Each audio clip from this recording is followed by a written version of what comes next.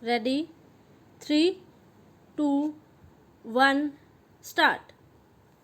The honorable members who have spoken before said that the small growers get the correct price from the board. This is not so. The entire bulk of the profits they make in the home market and in the foreign market is capped by the bigger growers who dominate this coffee board. The price they get is more than what they pay to the small growers. That is the complaint of the small growers. So, it is not correct to say that the profits this board makes are equally distributed to the small growers. Hence, the conflict between the big growers and the small growers is increasing. Therefore, it is necessary on the part of the government to do justice to the small growers. The government thinks that by taking powers for nominating the president of the board, it is able to do justice to the small growers. The number of the small growers is 34,000, while the number of the big growers is 590. Most of the seats reserved for the growers in the last board were monopolized by the big growers. The majority of the seats were held by the big growers, and the number of seats the small growers got was very meager. It was not more than 4.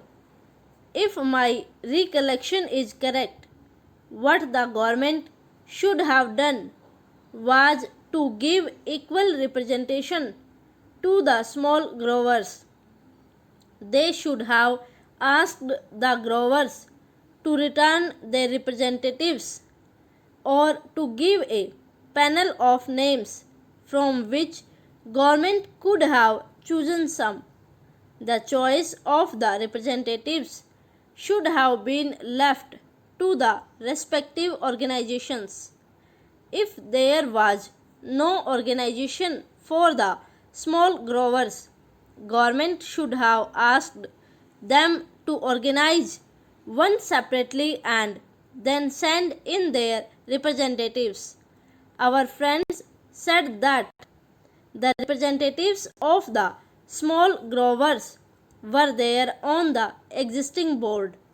It is true, but I know the practice of these big growers or big industrialists having given membership to the smaller fry on their organizations. They don't allow them to express themselves. The chairman or the man who holds sway on the board sees to it that all the members agree to what he dictates. That is the practice in these associations. We know that. So, it is better to have a separate organization for the small growers and ask them to submit their panel of names to represent them on the board. Representation on the board should not be governed by the number of acres owned and the amount of capital invested, but by the number of the growers. If this principle is adopted, the bigger growers will not be able to run away with what they want. In this connection, I would also say that instead of nominating the president, the government should do this. The government should ask the respective organizations of the big growers, the small growers, labor and the consumers to send in the names of their representatives and then include members of parliament. Then the board constituted in this way should be asked to elect its chairman. If this procedure is adopted, then the government can see that no big grower is elected to the chairmanship. In that case, only a man who can command a majority in the board will be elected, and that man will see to it that justice is done to all the interests concerned. But here, the government, in the name of taking over control of the industry, wants to bureaucratize the whole industry. I don't think that by bureaucratizing the board, the government will be able in any way to help the industry to develop or to bring about better working conditions for the labor. One member in the select committee said that no representation should be given to labor. That is the attitude of the growers. That is the attitude generally of all employers in this country. But is it just on their part to deny representation to labor as well as to the consumers? Certainly, the rights of these people should be recognized. But personally, I don't think that by merely giving representation to labor on the board, the government can do justice to labor. It is true that the minister in the select committee, as well as in his reply to the debate in the other house, said that the working conditions of labor were very pitiable and deplorable and should be improved. Sir, there was also a petition sent to the Lok Sabha by the employees of the coffee house recommending to the house that their petition should be considered. The employers deny the rights of the workers, and they say that they have made all efforts to develop the industry in all these 13 years. At whose cost? It is at the cost of the workers by paying them low wages.